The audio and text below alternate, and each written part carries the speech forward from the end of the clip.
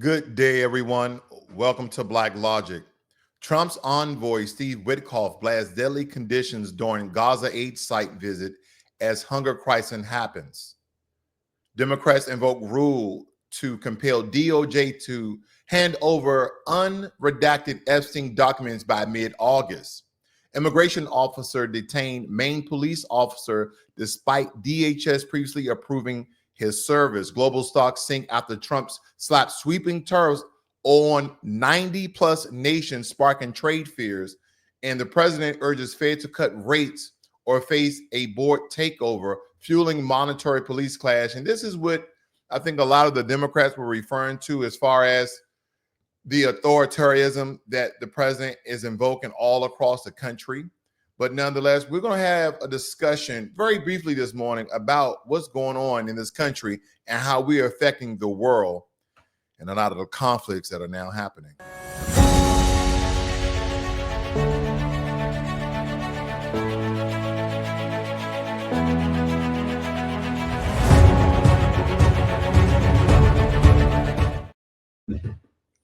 So Special Envoy Steve Witkoff, who is an ambassador, as well as Mike Huckabee, toured Gaza aid sites amid growing hunger and reported aid zone deaths, even as Trump continues rejecting Palestinian statehood.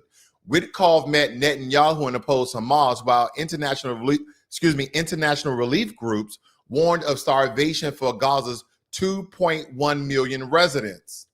Now, I never knew this up until probably about a month ago that the Western world didn't recognize Palestine as a country, didn't recognize Palestine as a statehood. And this is kind of the reason why they have allowed the construction and the inception of Israel in 1948. Now, even though in that region, these people are calling themselves Palestinians, they have a flag, but they essentially, supposedly, do not have a government.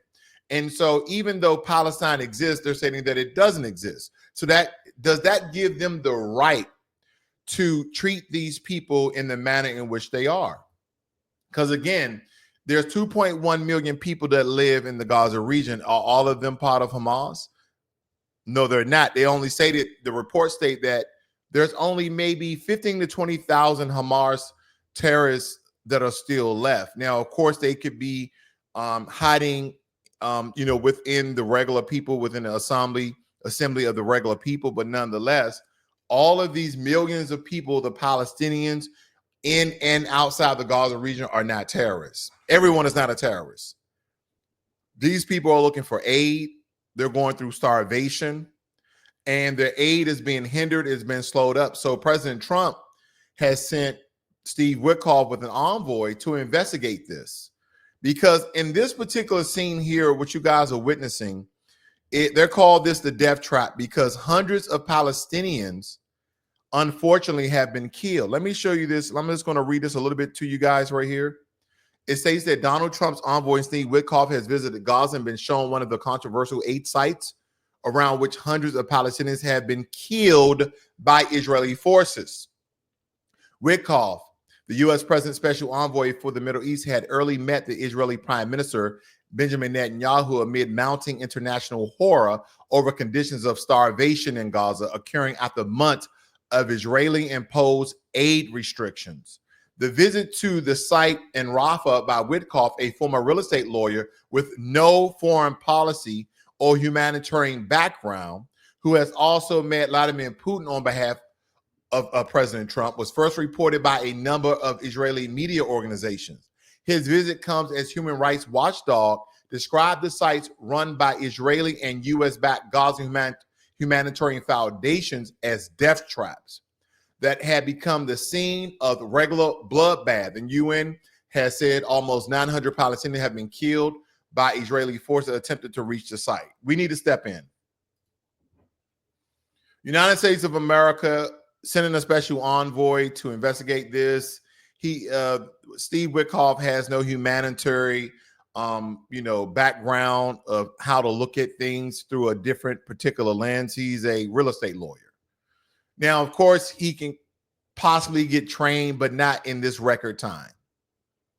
He needs someone who can really decipher and explain to him what's really going on. Someone who has a lot of experience. And believe it or not, we have a lot of military members who did humanitarian aid in Haiti during the earthquakes and the unrest that they have there.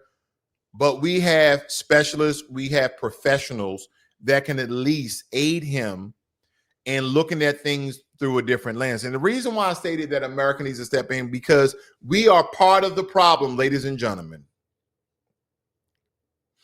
By continuous backing of the Israeli state in the Palestinian region and giving this unwarranted support regardless of the actions of the IDF in that area, America needs to step in so the Gazians, the Palestinians that are there can at least receive adequate aid, because they said that, yeah, they relieved a little bit of the aid that has been coming in. They've relieved some of the aid that has been coming in, but it has not been enough.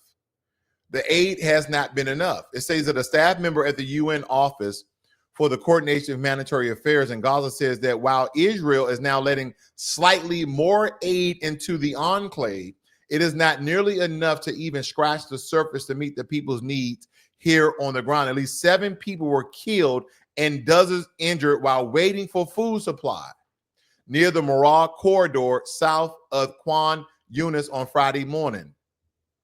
That's what they're stating here. That, yeah, they've allowed a little more aid to come in, but it's not adequate enough. Now, I understand. Let me take a step back here. I understand the caution of the Israelis when it comes to hundreds of trucks of supplies and aid coming through. These trucks need to be inspected, for explosive devices, for biological warfare that could affect, the Israelis there as well as the Palestinians. Because again, when you talk about biological warfare, everyone can get affected very quickly. Okay. It also need to check to see if there's any hidden weapons. Is there any weapon caches or hidden in the trucks or cleverly attached underneath or inside the walls of the trucks? Anything. They need to be inspected. That's why I believe America needs to step in, because maybe the IDF needs assistance so more resources can get to the people they're in need. Now, we just relieved 1,700 Marines and another 1,000 National Guard from California. And I'm not saying redeploy those guys, because believe me, when you go on guard duty forever and it becomes very mundane, you get very complacent, which they always tell you when you're deployed. Do not get complacent, but have other military units, Army, Marines, Air Force, Navy, etc., even Coast Guard. They have a security force as well. Have them to go over there and inspect these trucks so the aid can start pouring in more rapidly, because there's starvation in the region. And we already have verifiable reports of people, especially children, who are not receiving the aid. Why is that? Because again, you would like to believe during a crisis that you would care about the children. The only people who are caring about those children are the parents.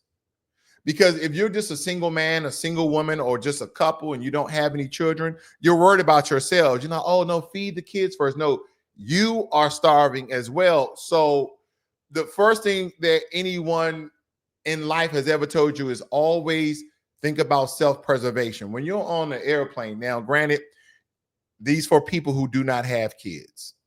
You put on your own air, they even tell you this on the airplane, put on your own air mask first, then put it on your child. Okay. But most people in our brain is, let's take care of the children first, then I'll take care of myself.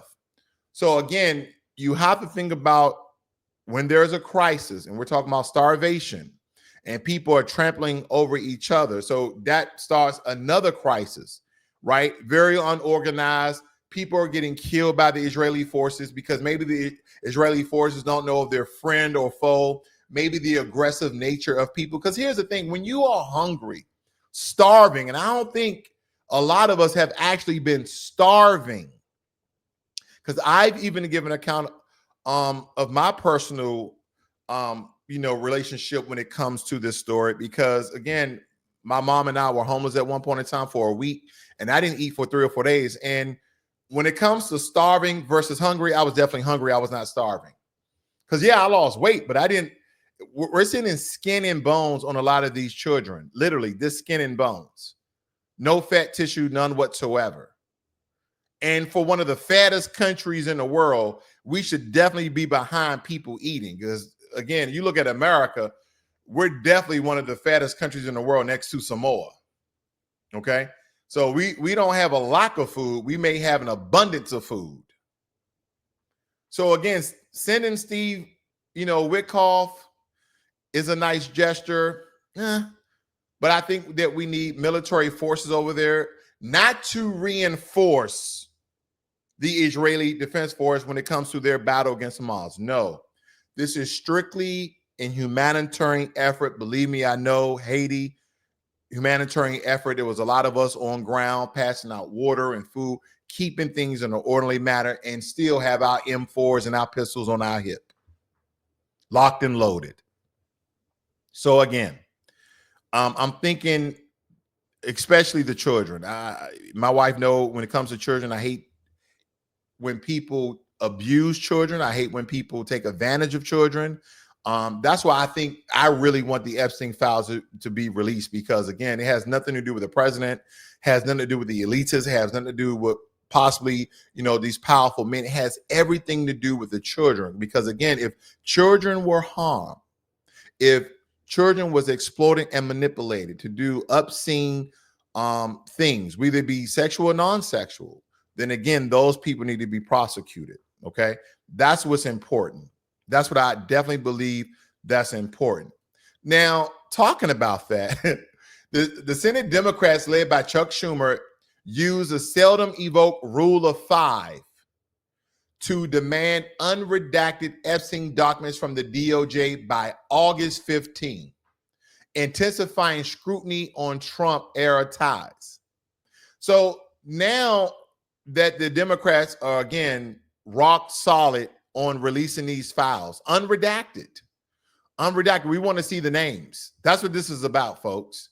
Because, in these files, they'll tell a great story, but they will have all the names redacted. If you look at, when I had my top secret clearance, and you will have certain files and they will try to give it to you, you need another level of top secret clearance, TSCIS, all these different letters. I would even get some top secret files and be like, what is, well, you don't have that security clearance. Oh, okay. So I can just read the story, but I don't know who was involved. A lot of times they take away names and locations so you don't make any associations.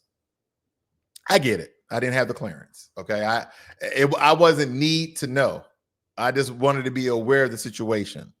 But again, they are invoking the rule of 5 so they can release these files. My only thing is, are these files going to be tampered with? Are they going to be edited? And if they are edited, can they tell they've been edited? Can they tell they've been tampered with? Can they tell that they changed things within the files? Can they replace names and put arbitrary, miscellaneous, unfactual, fictitious names in these files? Because, again, the question that I raise are, who are in these files? Who are in these files? Now, I can tell you one thing. President Trump knows who's in these files. If Pam Bondi knows who's in these files, Pam Bondi, Attorney General, she knows who's in these files. Kash Patel, FBI Director, he knows who's in these files. And the president. But I wonder, again, people are just believing that this is political theater, that this is the distraction. What is this a distraction from? We have all these things going on in America, do we not? Don't we have all of these conflicts that we are supporting? Ukraine against Russia, Israel against Hamas. We're in cahoots. We're in support of all of these things, the tariff wars and the tariff trade wars. Okay. It's August 1st here, folks. So again, there's a lot of things going on. We have a very intelligent, broad, and large government that can handle a multitude of things at the same time. This is not a distraction. This is the American people, by the way of the Democrats and some GOP, wanted the Epstein files released. Now, the people who are against the Epstein files being released, who are non-governmental, right? They're not politicians, they're not lobbyists, they're not connected to the government anyway, just regular old Americans. For those of you who are against these files, why? This is not political theater. This is not a distraction. And if you say it's a distraction, then what is it a distraction from?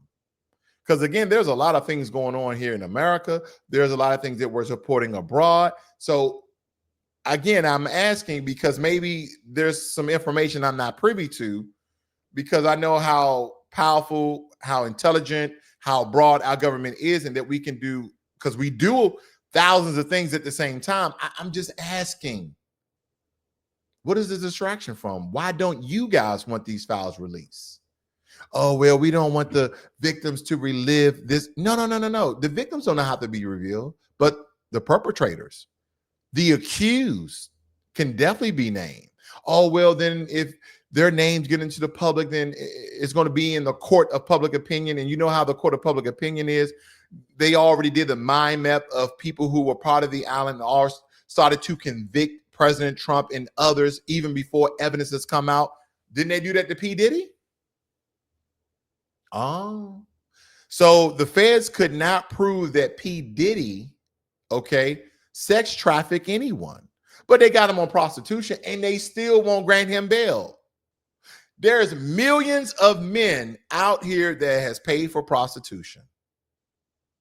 I'm talking about regular old school prostitution where women are walking the beat.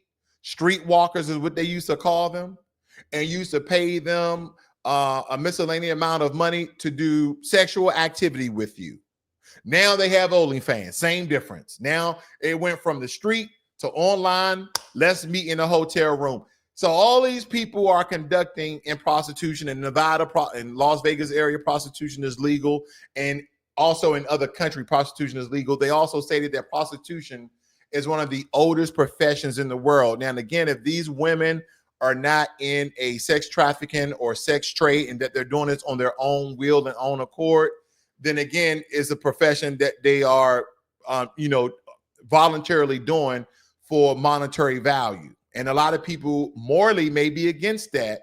But again, if that's their only skill or that's their only worth, then again, they're providing a living for themselves. I'm neutral about it. It's kind of like pro-life and pro-choice. I can make an argument for both sides. Now, some people are like, no, I'm pro-life because of X, Y, and Z, while some people are pro-choice because of 1, 2, and 3. It just depends on where you fall at.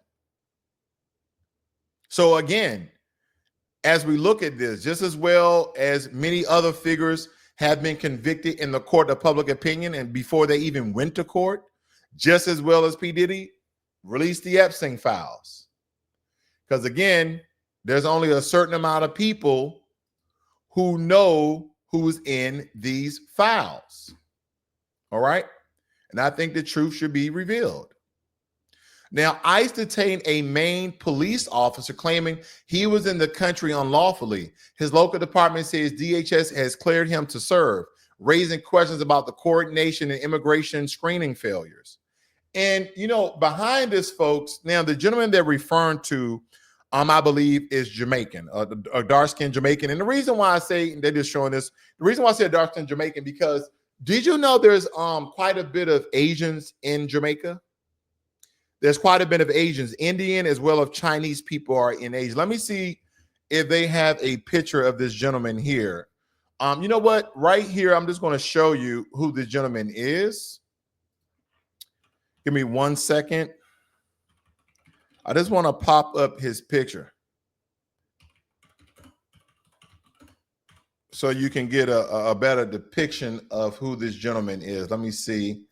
Here he is right here. This is the gentleman that they're referring to. Okay. Okay. Now give me 1 second. And they got pop-up blockers and all sorts of things. Give me 1 second.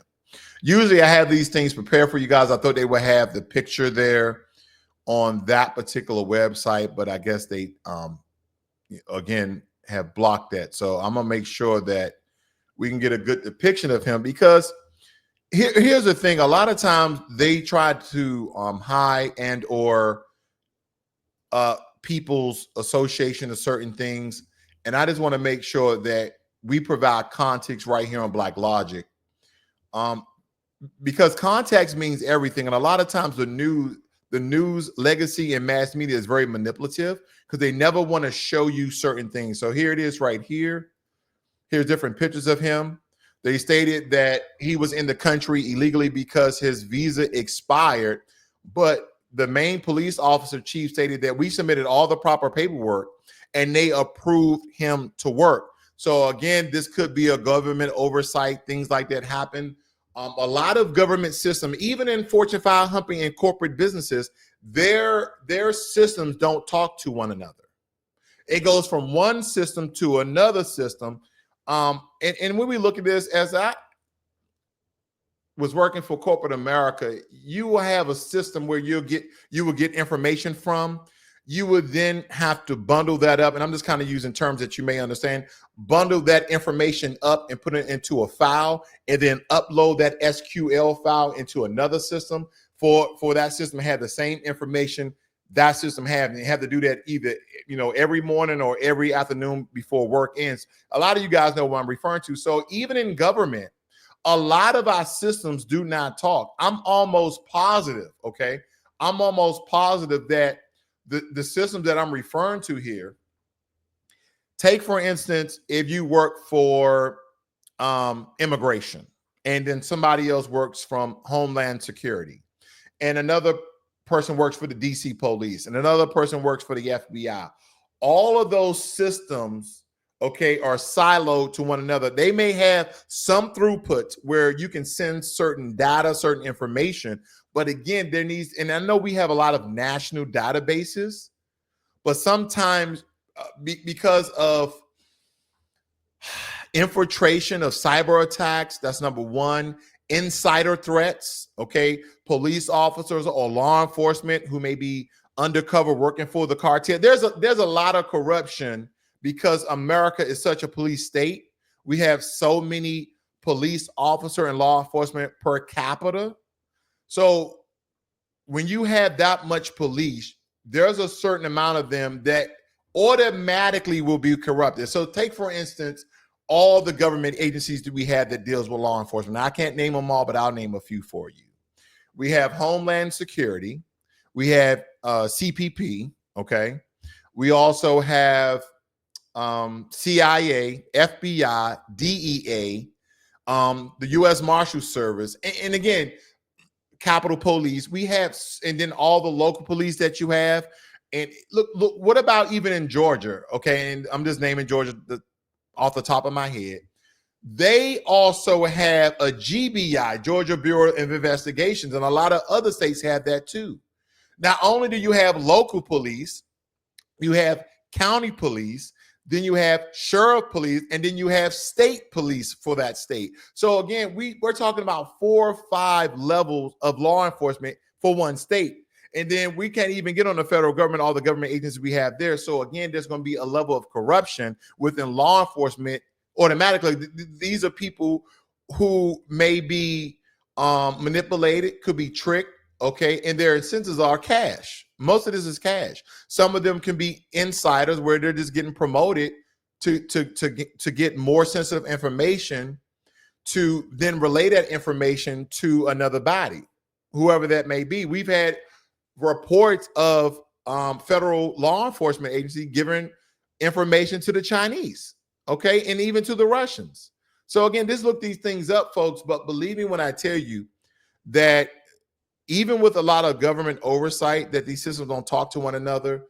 I don't think that they would have incarcerated this gentleman if his paperwork, one, was all in order, his visa was not expired. Because here's the thing. Everyone knows that government moves very, very slowly. So when they first submitted his paperwork, his visa was not expired. And whatever date they post stamped on his original paperwork whoever the administrators, whoever the clerks were, allowed that paperwork to pass through because it's prior to his visa expiration date. So it went all through the passing authorities and got approved. Simultaneously, his visa expired, and immigration did what immigration do. They come, detain, incarcerate, and deport. Now, supposedly he's still in the country, but nonetheless, that's just the way that the government works, unfortunately. We need more systems that are intertwined, that talk to one another, but we're going to need adequate security in order to stop infiltration of our government system. So I think this is a very complex situation where we're talking about systems talking to one another, connected to one another, so we can have that information. And this would probably got denied if his visa was not already extended.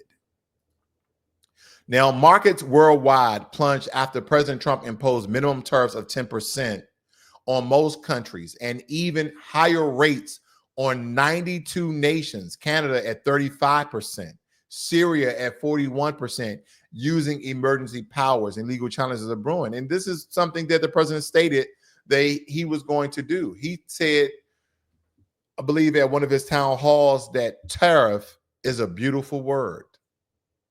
Now, gas today was it wasn't as high as I thought it would be. I thought gas in my area would at least be $3.50. I thought it would be $3.25, $3.55. But gas was $2.83. I was like, okay, that's not too bad, considering about 2 weeks ago gas was $2.58. So I was like, it's not a big jump, because it was already increasing incrementally throughout this past 2 weeks or so. So $2.83 wasn't really that bad when we're talking about regular gas. So again, we really have to see how these tariffs are going to play out in the global market and how that's going to affect our bottom line here in America. That's number one. Then number two, he extended the tariff increase on Mexico for, I think, about 90 days. And I think a lot of these tariffs really don't take place until August 7th.